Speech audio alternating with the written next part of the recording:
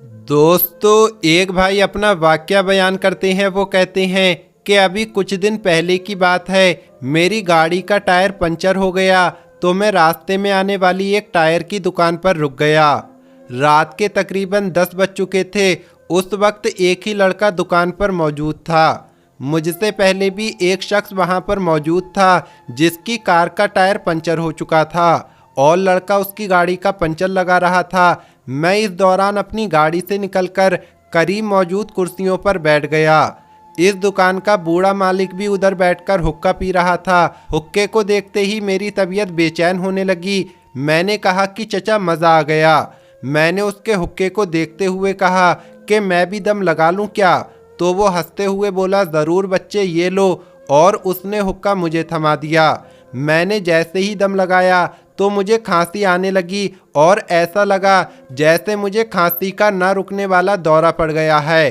तो वो बूढ़ा आदमी कहने लगा, अरे बच्चे, हुक्का पीना मजदूरों का काम है, ये कोई सिगरेट नहीं। हुक्के के लिए फेफड़ों में जान होनी चाहिए। मैंने कहा, अब कौन सी जान चचा जी? वो मेरी बात समझ गया और बोला, वाकई पहले वाली खुराकें और वर्जिशें कहाँ रहीं। उसकी उम्र तकरीबन 80 साल से ज़्यादा थी। घनी और भारी मूछें, सीना चौड़ा और बदन कसरती, और वो तहमत पहने हुए था। उससे बातें शुरू हो गईं और पुराना ज़माना याद आने लगा। देसी लोगों की देसी बातें चल रही थीं और उसने बातों ही बातों में मुझे एक हैरानकुन वाकया सुना दिया जिसे सुनकर कोई भी उस पर यकीन नहीं करता। ये वाकया आप उसी की ज़ुबानी सुनिए। वो बूढ़ा आदमी कहता है कि मैं उस वक्त 10 साल का था। समझ लो कि ये बात आज से तकरीबन 70 साल पहले की है। मेरे बाप दादा सरगोदा के रहने वाले थे। अल्लाह की शान देखो, मेरे दादा की उम्र तकरीबन 100 साल थी जब उन्होंने मुझे ये वाकया सुनाया था। वाकया ये था कि उस इलाके के ज़मींदारों ने अपनी ज़मीन पर कुआं खोदने के लिए कुछ मजदूर बुलाए जो खेतों में कई रोज़ तक कुएं की खुदाई करते रहे। कुआं काफ़ी गहरा हो गया और पानी निकलने के करीब था कि अचानक एक दिन कुएं की एक तरफ से मट्टी खिसक गई, यानी मट्टी कुएं के अंदर गिर गई और एक मजदूर उसमें दब गया। बाकी मजदूरों ने खूब शोर मचाया कि एक मजदूर मिट्टी के तले दब गया है। फिर मिट्टी निकालकर इस मजदूर को निकालने की कोशिश की गई, लेकिन जब काफ़ी खुदाई करने के बाद भी वो मजदूर नहीं मिला तो उन्हें लगा कि शायद मजदूर कहीं अंदर चला गया है। इसलिए उन्होंने कुएं में मिट्टी डालकर उसको दोबारा बंद कर दिया, क्योंकि अब उस जगह पर कुआं नहीं खोदा जा सकता था और ना ही उसको खाली छोड़ा जा सकता था कि कहीं कोई उसमें अनजाने में गिर न जाए। ऐसे ही जिंदगी का पहिया चलता रहा और 25 से 30 साल बाद वो जमींदार फौत हो गया। जिसकी जगह में कुआं खोदा जा रहा था, उस जमींदार का इंतकाल हो गया। उसके बेटों ने ज़मीन का बंटवारा किया और अपने अपने हिस्से की ज़मीनें बेच दी। अब जिन्होंने इस ज़मीन को लिया था वो उसमें से फसलें काटते रहे, लेकिन फिर उन्हें भी एक कुआं खोदने की ज़रूरत पड़ी। इत्तेफाक से उन्होंने उसी जगह पर कुआं खोदना शुरू किया। ये वही जगह थी जहां पहले भी कुआं खोदने की कोशिश की गई थी और इस दौरान एक आदमी का इंतकाल भी हो चुका था। कोई ये नहीं जानता था कि वो मजदूर कहाँ गया। अब मजदूर जब काफ़ी गहराई तक कुआं खोद चुके तो अचानक उन्हें धोती का एक कपड़ा मिला। तो वो हैरान हो गए कि ये क्या माजरा है, ज़मीन से इतना नीचे ये धोती का कपड़ा कहाँ से आ गया। सब मजदूर परेशान थे। जमींदार आए तो उनको बताया गया कि कुआं खोदते वक्त कुएं से धोती का कपड़ा मिला है। जमींदारों ने मजदूरों से कहा कि एहतियात से खोदें, अगर ये धोती किसी इंसान की हुई तो उसका जिस्म भी अंदर मौजूद हो सकता है। लिहाजा बड़े ध्यान से उस कुएं को खोदा जाने लगा। उस वक्त तक किसी को ये मालूम नहीं था कि इस जगह पर पहले भी कुआं खोदने की कोशिश की जा चुकी है। मजदूरों ने इंतहाई एहतियात के साथ कुआं खोदना जारी रखा। अचानक कुएं की एक जानिब से एक छोटा सा सुराग दिखाई दिया जिसमें कोई इंसान लेटा हुआ नजर आ रहा था।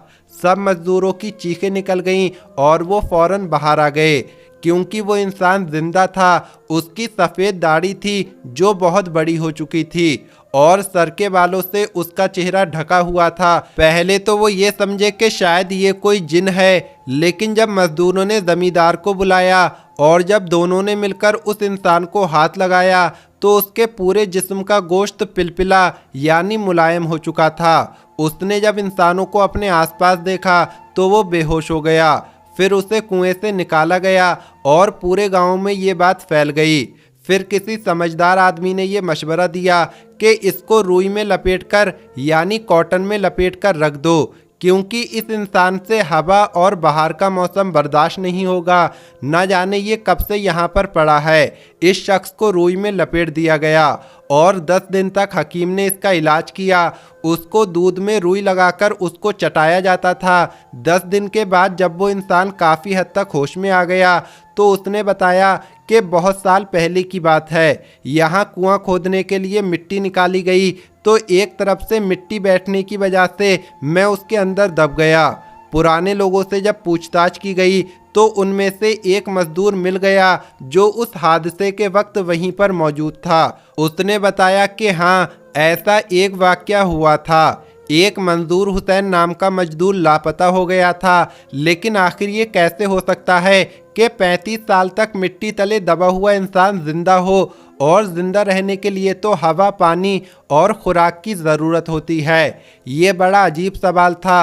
आखिर खुराक, हवा और पानी के बगैर कोई कैसे ज़मीन के अंदर ज़िंदा रह सकता है, और फिर 35 साल तक कैसे ज़िंदा रह सकता है। उस आदमी ने सुना तो कहा कि मैं ही मंजूर हुसैन हूँ। बस ये मेरे करीम रब की शान है कि वो पत्थरों में भी कीड़ों को रिज़्क पहुँचाता है और मुझे मिट्टी के तले भी रिज़्क पहुँचाया है। मुझे नहीं मालूम कि मैं कितने साल से इस मिट्टी के तले दबा रहा हूँ, लेकिन मुझे एक बात का इल्म है कि मैं कभी किसी रात भूखा नहीं सोया और ना ही मुझे कोई वक्त गुजारने का इल्म है। मैं रोज़ाना ये देखता कि एक गाय सुबह सवेरे आती और अपने थन मेरे सामने कर देती।